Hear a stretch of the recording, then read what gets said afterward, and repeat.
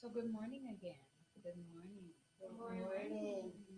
Did you notice that I said good morning to myself? So Mhm.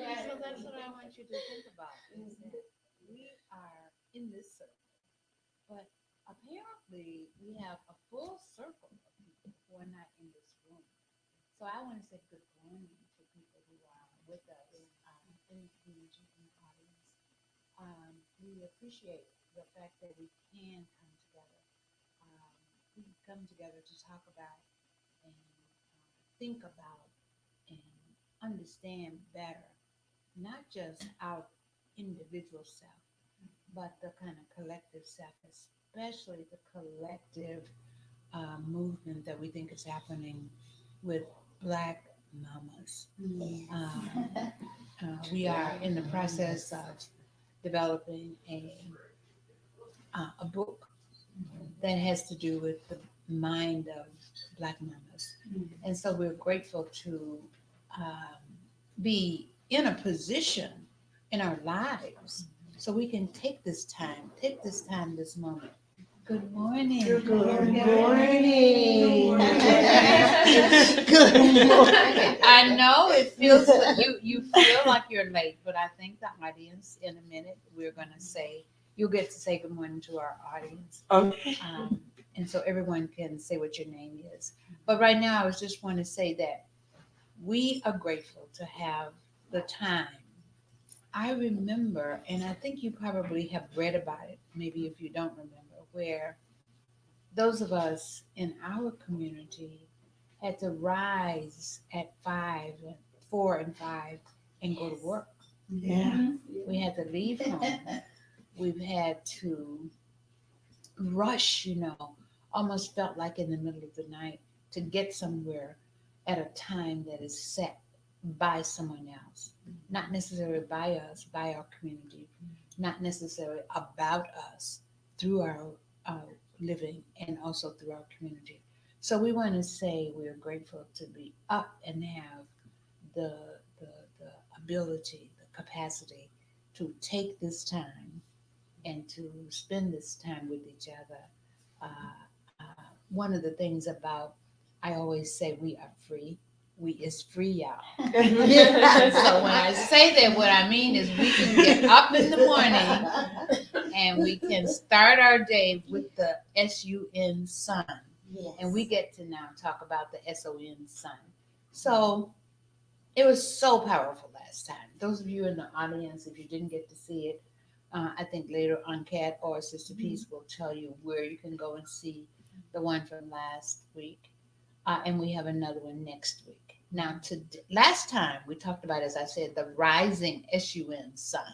A lot. We talked about the rising sun and the ability and capacity that we have to connect with creator creation, with the stars, and that we are all a part of that. Today, we want to talk about the physical sun more. And we want to talk about the mom, you who you are, more. Uh, I thought that the theme today for me is as quote unquote single moms, and I do put quotes around, that as a single mom, it is said in many places that we mothers who are quote unquote single, are part of the problem with our community. That this matrilineal system that has been a part of our culture from beginning is a problem. So, are you really raising your son alone?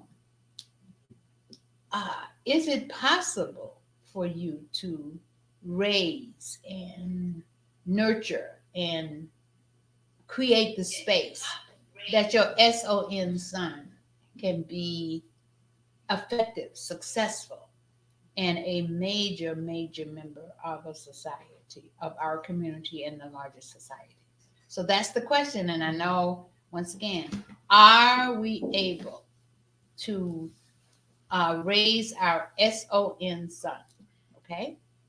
And so um, let's start talking about that. So let's start with introductions. I think that people now know that we also have another one of our major sisters who is coming in the door, and that's okay. Good morning, sister. Good morning. Great to see you. So let's get started. You introduce yourself. So yes. Well, I am Auntie Hasira, and I am here and happy to be here. You didn't give us any prompts to say anything else, but thankful. And I guess I'll leave it there. I just wanted to Yes, go. yes. Go ahead, please. I'm Roberta Barnes, and I'm grateful to be here. From the moment I heard about the rising sun, I knew that I had to be a part of this. Yeah. I'm often shy, don't want to talk, but for this particular one, I was compelled. You know, we talked about calling. I was called to be a part of this. Great. That's great. Yes. Hi, I am Tashira Garraway, and I am thankful to be here this morning. I'm thankful for another day and another start. I get a chance to start over again from whatever happened yesterday and the day before that. And my sister here spoke about like when you heard about the rising sun, being able to be a mother, a Black mother, Yes. to a Black son. And I like the way that Mother Atun said, quote unquote, single mother. That's right. Because I'm not alone. And I get to have wonderful people come all around me for the sake of my son. So So see, we're gonna really talk Yeah. about that today. Yeah. Because we often when we say single, it also implies that you're the only one doing anything and all of what you're doing is wrong. So that's the other part of it that we want to see if we can do a little bit of updating people on the information, the real information, what's really going on. Come on in, sister. It's great to see you. You all know that even when we have when we're being joined by people in the community, everybody know me, so you know that this is our natural setting, even if other people are watching. So it's great to see you. Great to see you. So you introduce yourself in a minute. Yes, sister. Who are you? What's up? My name is Sister Peace. Okay. Great to see you. Great to see you too. Mhm. Thank you. Yes. So yes, ma'am. Who are What's that? you? What's that? My name is Devon Nolan, and I don't know what I was saying for intros. I'm the mother of 3 wonderful sons. Well, that's good enough right there. That I is realized good where enough where right I was there. at. I was trying to center myself. Yes. That's good One enough. which turns 18 tomorrow. Oh, My Wow. son. Yes. Yes. So My birthday, too. so My birthday, welcome. too. Thank you. Happy birthday. I know, Happy right? birthday. Yes, thank you. Yes, it's been great. It's been great knowing you for a long time. They're all bigger than me now. Yes, yes. So, Sister Devon, the last time we talked about, once again, this is our topic is Black mothers, sons rising, and we were talking about the SUN sun and the SON sun and the connection between those. And so last time, we really, I think, brought out this idea of the healing circle that we both are for each other and that we are for other sisters who are not able to be present. But we talked a lot about the healing power of the SUN sun. I was on the Instagram, Elder. Oh, you were? She was. So that's probably why you're here today, right? It's this idea of the SUN sun rising and the gift that we really received from the SUN rising and the connection that we have to the sun to the sun, which is one of the constants that we can always expect. It rises no matter what. Even when the clouds are there, you know the sun is rising, okay? Well, we see the same concept and that same principle happening with our SON sun and suns. So today we're going to talk about that SON sun, the physical sun, the beautiful sons who have selected us as a part of their coming to the planet and serving, in a way that is, once again, not the kind of way we have had to serve. But this is a calling, a serving that has to do with the human family. And it has to do with what we started about last time talking about being the source, once again, the mother. We were here, we talked about human origin. And when we go all the way back, we've talked about over 3-some million years that has been proven by science that the oldest, once again, yes, is whose name is Lucy, and we see ourselves being direct descendants of that. So that was last week. But today, considering all of that, what about being a mother to, in your case, Devon, 3 sons, but other people, how many sons do you have? And what do you think about this idea of being a single mom? Are you a single mom? Are you single as in one of you and one entity or one what in the home or in your life or in the child's life or in your son's life? What about this single mom idea? So who wants to start? It doesn't really matter. Well, Hotep, Sister Peace. I am a mother of 3 boys, 27, 21, and 18. And I have a grandson. So, and he'll be 7.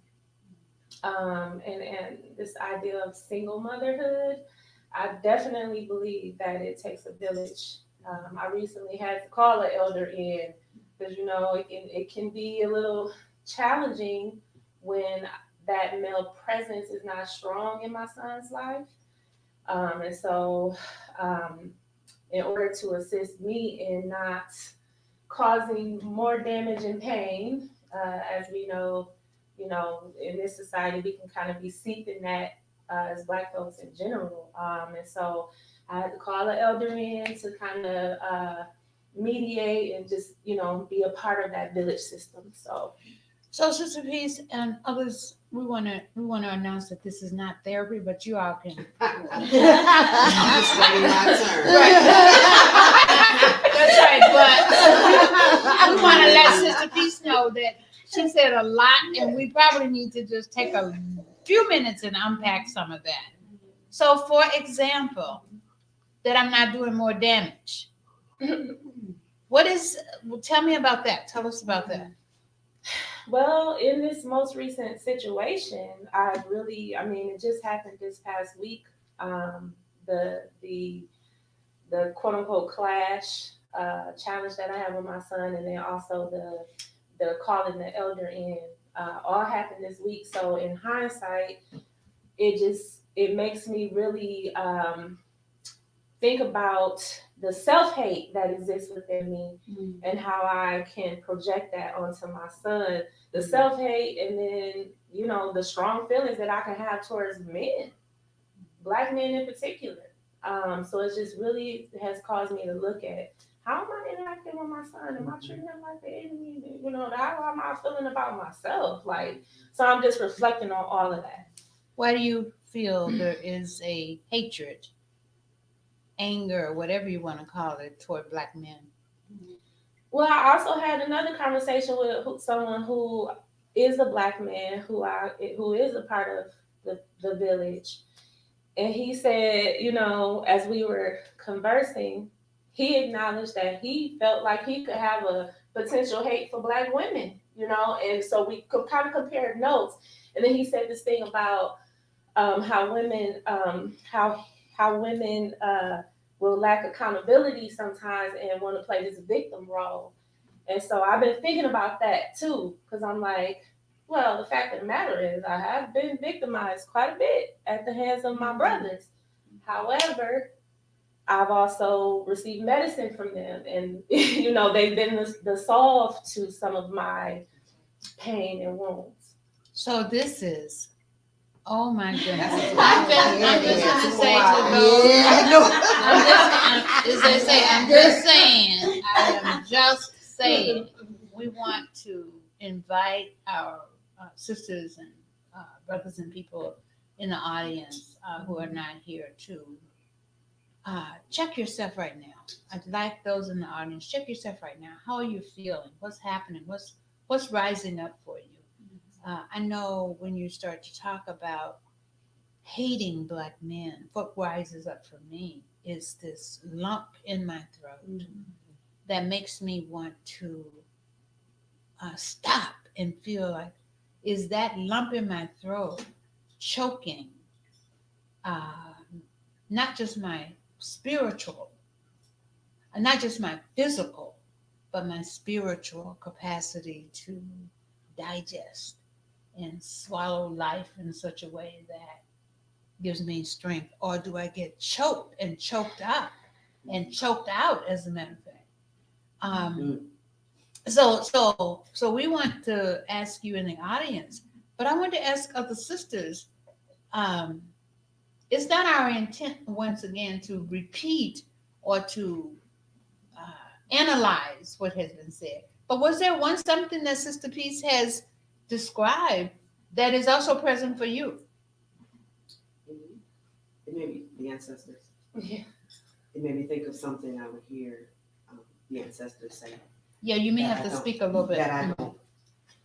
I like you, but I don't. I love you, but I don't like you. And I know what they were saying now. Mhm. They were separating the actions of the person from the being of the person, and saying, "I love you, but I don't like what you're doing." And that was wisdom, right? That from them being able to differentiate between the two, even back then.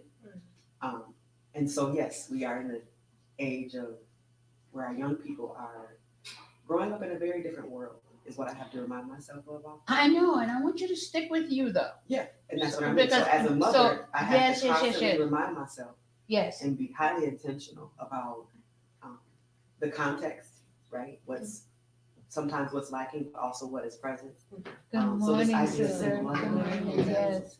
Okay. Hotel, good morning. this idea of single motherhood, which was the question, and being singular, really is grounded in the notion that I needed to be coupled to begin with, and that I needed to possess someone to begin with to feel whole. Yes. And so what my children have taught me, because they are a reflection of all the things, right? Good, bad, and indifferent. That, like you said, that sometimes that lack of male presence is just out of the divine order. And the fact that they have the language and can call it out and say, this is what's happening. Your son. My son. Your son can call that out. Can say, I know that I need to be, sometimes it's words, sometimes it's actions. They need to be around other masculine energy. I can't match it. I don't try to match it. I go into my feminine, right? That's how I respond. I used to try to match it and go harder, and I'm gonna crush you. Mhm. Or like Elder taught me, I'm gonna cap you, right? And I don't want to do that to my sons because I actually love you and like you. That's the process. So yeah, so you're extending, I think, the idea of you as mother setting a particular tone that has to be carefully both understood and kind of woven into whatever is the tone setting or the fabric of the home. Last time we did talk about the womb and the ingredients from the womb that we had to possibly create. And so it sounds like you're saying a little bit of something like that. Absolutely. Like the ingredients in the home And in the womb. and in the womb have to be similar, just kind of to. But Sister Peace brought up some things that would say that there is something that has happened possibly to the walls of the womb Mhm. or to the internal state of the woman, the internal state of us as sisters in particular, that we are now going to have to check because it's taking on a life of its own. This anger, this feeling victimized, and this feeling brutalized. This feel. Am I putting words in your mouth? No, disconnect. But What feeling can some. feel. Go ahead, please. Well, I was just gonna say it can feel like a disconnect. Something has been disconnected. So this is the kind of sentencing. Something inside of you has been disconnected. Is that?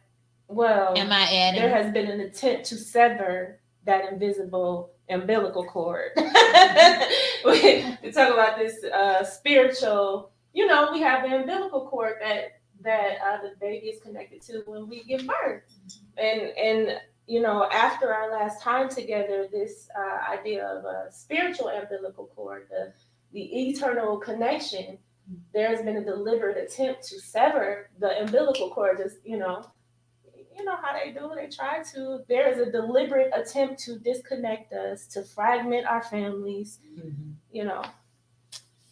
I see a lot of heads nodding. So I'm gonna ask, what's coming up for you right now? Well, I just really connected with Sister Peace when she said there's been an intentional disconnect, or I would say separation of a black man and a black woman and children in a household, in society. Mhm. That division has been on purpose. And so, us as black mothers having to be the ones that pretty much keeps the family together after that division happens. Mm. Whether it is our black men that are, you know, they're not in the homes for XYZ amount of reasons. And we are the ones as mothers that now have to have that, I guess, like my sister here talked about, that masculine, but then still being soft enough to comfort them too, because they need that too. And that's where I guess I can say, I can speak for myself and say, that's where the struggle has been. Because I have had to be that disciplinarian that is not really truly in my nature. And my nature is for me to be soft and loving and hug my son. But then there's those times where I felt like his dad really needed to be there. Mm-hmm. It's been moments where he really needed his father. So how do you balance that? How do you, especially when he becomes a teenager and he's trying to find his way because he's becoming a young man, and I'm a woman. So that has been the challenge, true challenge for me as a mother to a son. Yes. Anybody else want to pick up just on that particular thing in regards to your own experience? Your own experience. I want to shift it a little bit. Okay. As Sister Peace talked about that hatred, I wanted to defend. I wanted to defend Black men. There are so many things and that has torn our Black men down Mhm. that I wanted to lift them up. Mhm. I wanted to lift up my husband, my black sons, my uncles, all the positive men that surrounded my sons. And, but at the same time, too, I wanted to acknowledge her hurt because I felt it very, You can feel it. I could feel that hurt. Mhm. And so it was trying to balance this whole thing out, balance what I know, balance what I felt, Mhm. but still at the same time hear her cry. Yes. And I wanted to pour in the balm because I know she's been hurt, because when you look at her, when you looked at her when she said it, even her body language when she said it was very different. So I know it was real for her. And it brings me back to our own experiences, and we can only speak out about our own experience. But I've had some incredible Mhm. Black men Mhm. in my family. And yes, I will agree with you, my dear sister. It is so good to see you. Anyway, there are times that the fathers need to be there, but we also have to look at the circumstances as to why they are not there. Okay. Okay. I'm wanting to hear anybody else who something came up for you that because one thing you said about Sister Peace is pain. You could see her pain. Sister Peace, I think you have also, I think, described this in such a way. So I want to know, I want to check in with you. The way you've described it is that it's not an individual, singular experience.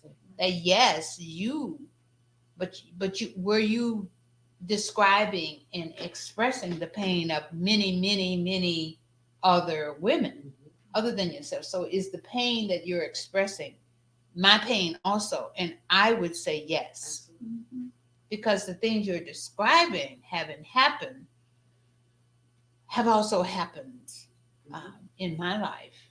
And I would suggest in many, many, many other women who are so much older than you. So is it this kind of pass on of pain that you're now expressing?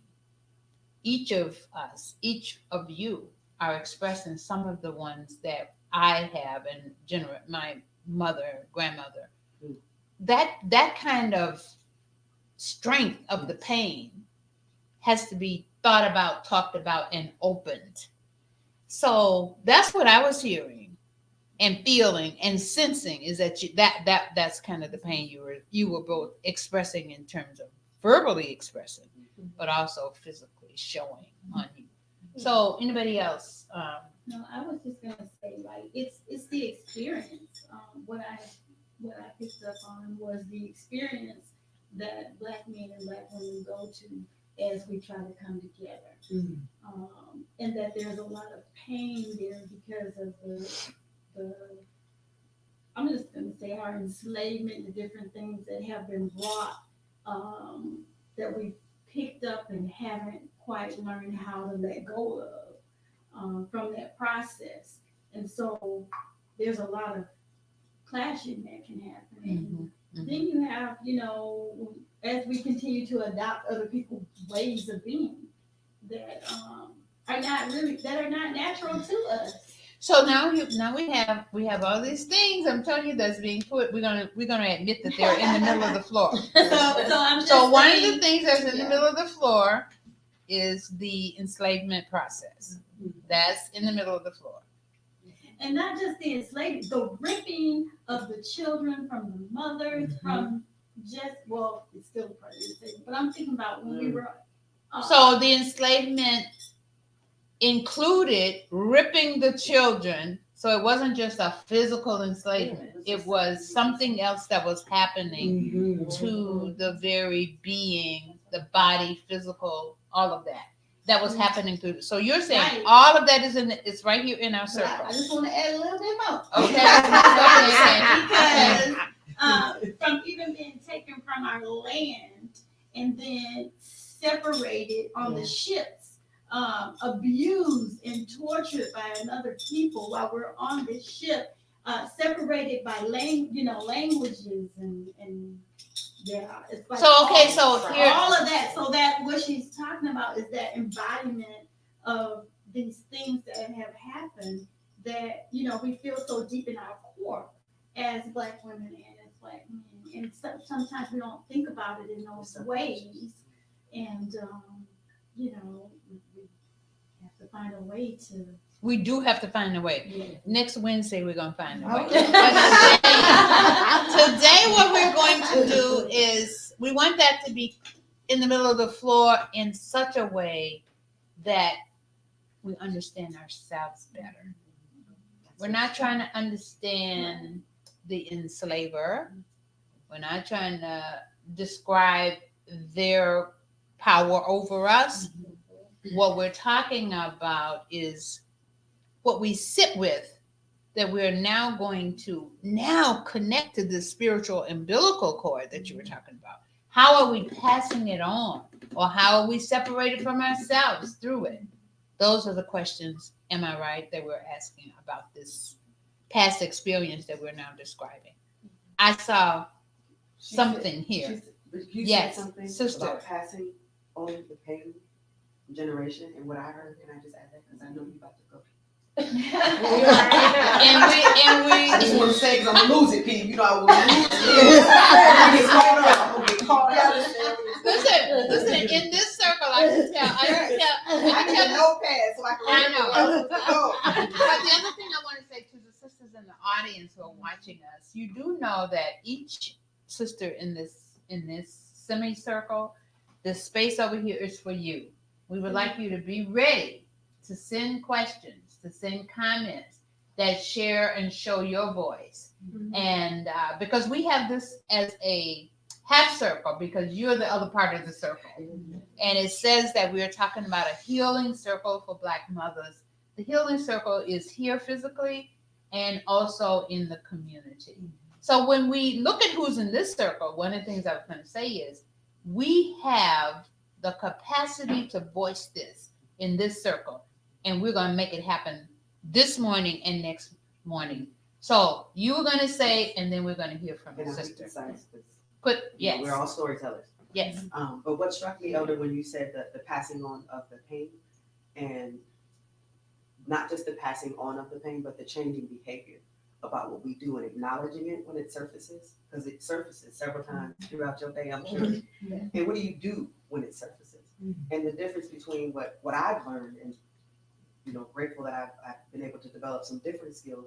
Sometimes our elders didn't have all the tools, if you will, to cope in the ways that were healthy.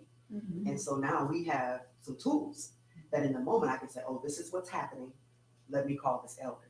Let me reach out to my community. And I think that there's just so much power in that. And I recognize not everyone has that.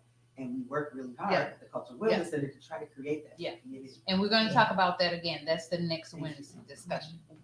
Yes. Well, I walked into the room and I felt great. And I sat here and I could feel the pain that had been talked about before I even got here. I didn't know. And so y'all said y'all sat here, it was here, and it greeted me. In spirit, there was this attention to how much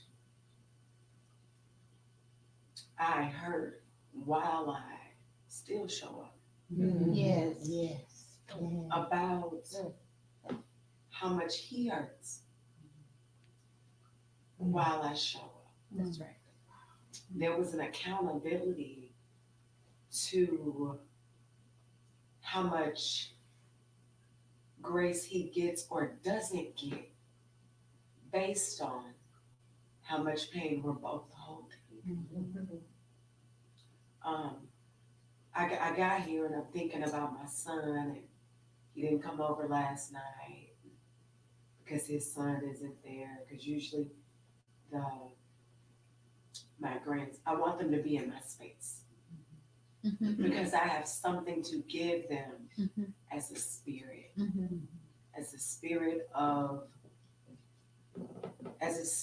that has emerged from a wounded mother, a broken mother, devastated, who just can't be flesh no more. And I wanted to pour in, and because he wasn't there to receive it, my prayers, my thoughts, and I had to juggle who needs it more, him or my daughter. And so I was torn coming here thinking about that, like, well, as a mother, I have a divine assignment. I don't know who rib Eve came from, but Jesse came from mine. And so did Anthony. And so did Princess Anne. And my ribs ain't been the same since. Like, I don't have that little hourglass figure no more. The ribs is just pushed out. Because they think head down and just stretch their little legs. Yeah. Like it happened. This is true. I don't know about that one chapter, that one line. But and I'm going, okay, we're talking about Black sons, but something just about the being of me having done enough, having been through enough, having hurt enough, Yes.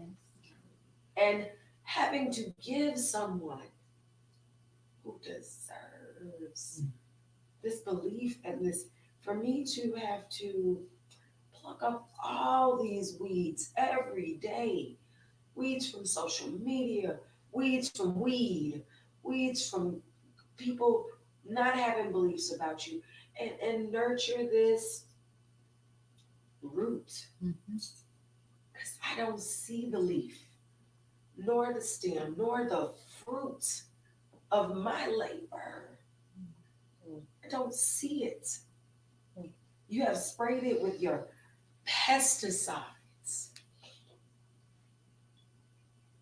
And I have to still tend to that because you deserve it. And I know that root has my medicine. Because when I can dig up that sarsaparilla, it's going to clean my blood. And that's what I'm drinking this week, just probably listen to drink sarsaparilla. But it's hard to tend, like Lazarus said, he had to speak to them dry bones or something. And I turned the corner and I said, he ain't even come. Because now I just got to be with my humanity and be angry and let all my spiritual stuff sit somewhere. It'll be there when I get back. And then I said, I bet you he's not even home. He's paying rent for that apartment and he's not even there. Because if his son's not there, he's not feeling a need or a purpose to even be. And I looked at his location and he was home. Wow. And you have a phone to show Oh yeah, you. we can track them all. Oh yeah. Well, see, One line I away. just want I to admit know that it. I want to admit that each of you have presented both things that I know about from experience and some of the things that I don't know about, like tracking. Spiritual. But I was just gonna say, I don't know, but you can Oh, see yeah. the spiritual as well as the material or the physical or the invisible and the visible, the spiritual and the sacred, the sacred and the secular. I'm trying to think of these words that are somewhat opposite each other, but for us, they're not opposites. They actually are things that exist within us. It's right. We have to figure out the complementarity of spiritual and material and physical and the spiritual. Once again, those things have to be for us complementary and in balance and in check and all the time and in harmony. What I hear though is that the harmonizing position that I think we hold is the position that keeps us from being a single mom. And that the synchronizing capacity, this capacity that I think the ancestors before us, they had a kind of synchronizing skill, the capacity to bring things together, the capacity to make the spiritual the prominent knowledge that we were holding and expressing. In spite of the fact that all these other things were happening, it was the spiritual, it was the connection to the spirit, it was the connection to the soul that they brought forward in full just a full volume of it. Is that the separation that you're describing that has happened? So we no longer have the capacity to pull the spiritual, the full amount of the spiritual forward that we need. We no longer have it because is that what we've been separated from? And is that what you talk about, the spiritual umbilical cord? Is that what has been cut? And I want you to think about that for a moment and really think about whether that is what is classified as a single mom. Well, how does that get connected to it? We have the mother, we have the feminine, but we don't have the masculine. And we have the woman who brought through this womb, but we don't have the masculine, the father who planted, as some of the young people tell me, the seed in the womb. I hear them talking about that discussion. So talk about that a little bit, please. Make it clear. Yes. I think as we look, if we're just believing what we see, then we don't have. If we just believe in what we see, then we don't have what? We don't have whatever it is that is outside of us. I didn't see masculine support for my son. And so I stayed in these relationships so that they could have this masculine support. And then they got the wrong masculine support. Knowing that there's an abundance of access to me in spirit. But they worked really, I'm not gonna say they worked really hard. I'm gonna say right now, I've received them turning down the knowledge and the wisdom and the understanding and the checking in from a spiritual standpoint. Them who? And I'm led to just mainstream society. They're nobody. I'll Okay. get them up out of here in a minute. But being able to just believe that because I'm without the father, that my child doesn't have access to important masculine energy, when if I believe I have that and he'll have that, then those masculine men show up in his space, and they don't have to be the father. I think about it when I think about family. Family is just his people. They're my family, but my tribe, those that can sharpen my saw. I think about it. A lady told me in a place in Africa, if you're born and you're in a family that farms and does agriculture, but you have a beautiful singing voice, they send you to the singers because those singers can sharpen your saw. They don't disown you, but they can't help hone that craft. So if this is my family who I'm born to, I'm a thinker, I'm an intellect, I'm a whole bunch of things that my family is not. So my tribe is differently built. So this may have been the man that I worked with to build you and create you and plant that seed. Maybe it's for the evolution of his soul and mine. But in this physical space, if you don't have his energy, and if his energy as flesh is negative or counterproductive Yes, to yes, your yes, yes. evolution, Yes. and I move you, Yeah. you think the infinite won't provide the type of Yes, being around yes. you? But see, so now you see we have the hallelujah. The hallelujah part of the circle has started to raise up in the church. So, okay, hallelujah, let's come with it. You were doing the amen, hallelujah with this. What were you hearing and what do you want to express? The part where my sister here spoke about the person that I physically had my son with, you know, when he passed away, I was so bent out of shape because it wasn't him that was physically here to be here to raise our son. That took a lot of destroying inside of me within itself. And as the years continued, and I knew that he still needed that male presence, I had to come to the realization that even if the person that I created him with physically is not here, because then he ended up getting 2 mentors. I prayed for somebody to come along, and then the Lord sent 2. He doubled me up. And they've been a part of his life for many years now. But it just really. Now that's an amen, you guys. Yeah. Come on, I mean, I gotta hear this amen. Yeah, it really hit my spirit when she said, when she talked about the part of the person that you physically had someone with, and that person isn't here anymore, or needing to your child for if this person is counterproductive or if they're not in the right mind space, that our sons can still get what they need.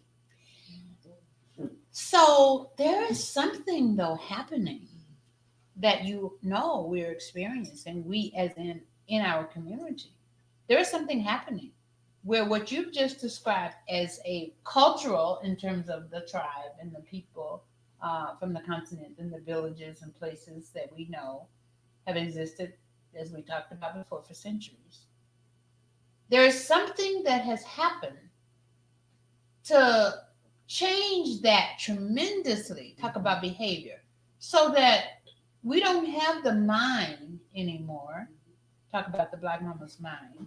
We don't have the mind anymore to go to the spirit world for solution, for help, for support, for physical, for answering and bringing forward these 2 men who are mentors. We don't.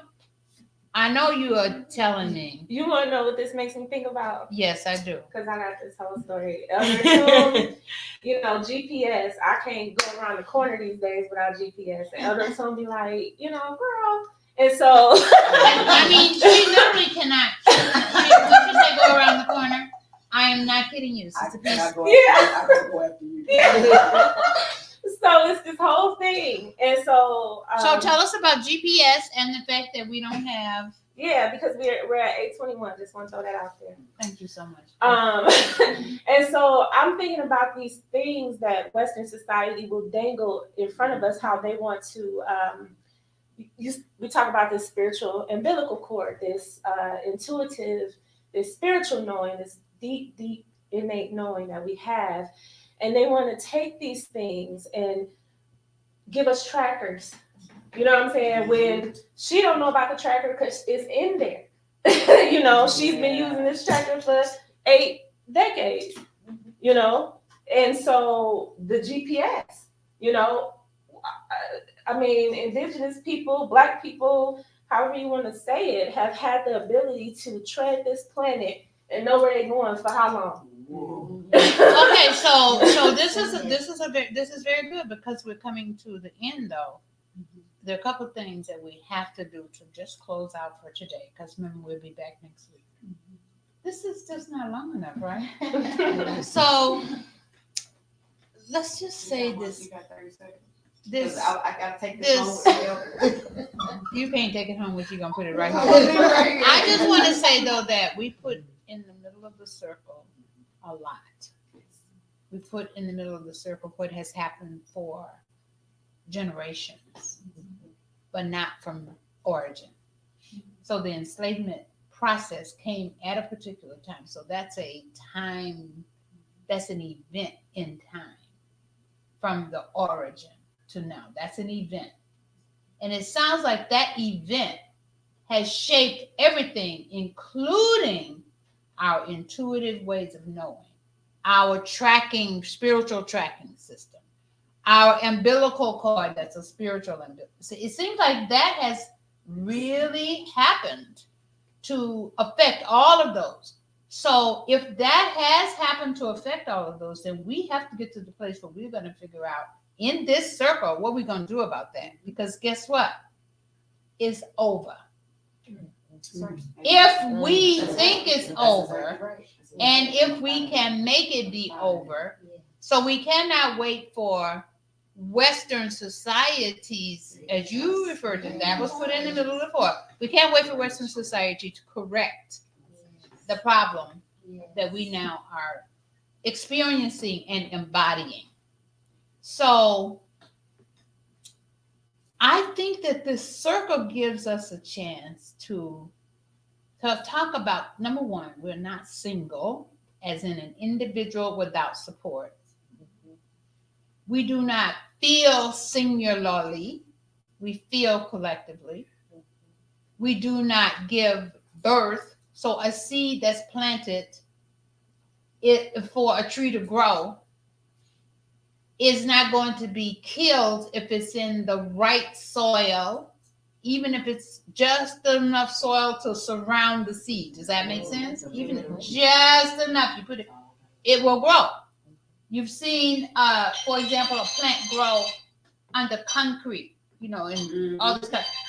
So what we're saying is we want the people in the community audience, in spite of all the alarms that are going off, we want people in the community audience to please send us your notes and your comments, because we will be back.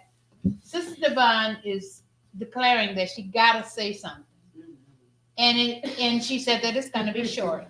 But what we want to know is, you in the audience, do you have something to say? If you do, send it to us. And or brother, yes. Great conversation. You talk about tribe, talk about support, Black men, thinking different things. What are some best practices we as Black men can be of support, whether it's tribe, family, or if you have that father for those sons? Okay, this is a question from a Black man on behalf of Black men. And we have so that's what you're gonna have to spend your 30 seconds That's to. fine. That's a great question. I'm happy to talk about that. I think the one of the most important things is to heal yourself, to start your own healing journey. Part of that is being honest with yourself about yourself, right? Facing yourself. Which is what we have to do. Which is what we all have to do. So that when we come together, as others have said, when we do come together, we don't have to be in all the broken pieces, right? We can have some of those pieces put together so that the puzzle looks a little different. And then the conversation, I think, just being intentional about talking about these things when they surface, because we all feel it. It's a very visceral thing that happens when our pain surfaces. But what do we do about it? Is the question. And I think that dialogue is a big part of that. One of the other things too, as I've heard you say though, as it relates to the brothers who have that question, what can they do? What do we have to do? What do we need to do? I'm hearing from what you've said this morning, and my experience is that if I am able, if we collectively are able to tap back into ourselves of origin, I believe like that the masculine and feminine principles in creation can once again be present in our homes and in our lives and wherever we are. If we are healed, if we can heal ourselves, we can also rebuild our villages. and that's why we're here as Black mamas in the Black mind. The mind of the Black mama is not necessarily only in the woman. The mind of the Black mama is in our men now too. The mind of the Black mama exists within our men. And I know the two brothers that you're talking about who are mentors have a full serving of the mind of a Black mama who has given them that to tote around, to carry around, to express. And we don't talk about it. And we don't know about it, but it exists. Yes. Last word. I just wanted to say for the man who asked, it created that visceral experience. Sit with a woman in that pain. It's a very lonely place to not have arms to hold, for someone to just ask, how does this feel? And you might not know what to say or what to do, but just that ministry of presence is important. So that somebody's grounded while I break down. Pour some water, wet a towel for a woman to cry in. Hear her tell her story over and over again. If you can, you have to be grounded and heal yourself first. But if you can, make that space for a sister. It would definitely come back to. So we want to say that pain is not forever and prominent in our personalities and in our ways of being, and does not guide us and has not separated us from the spiritual. So we are so grateful to have the moment in time to be together. And we know this could go on forever and will. But I really do want to have people in the audience to join us, send us ideas, send us words, send us thoughts about the solution that we know we in this circle are really beginning to show. We are beginning to express the solution versus the problem. And that's what we want to keep on doing. So thank you so much. Oh my goodness. Ooh, my GPS is, all my things. That's right. We gotta get some spiritual words for GPS. That's right. Okay. I got it. God is present in the sisters. Hey!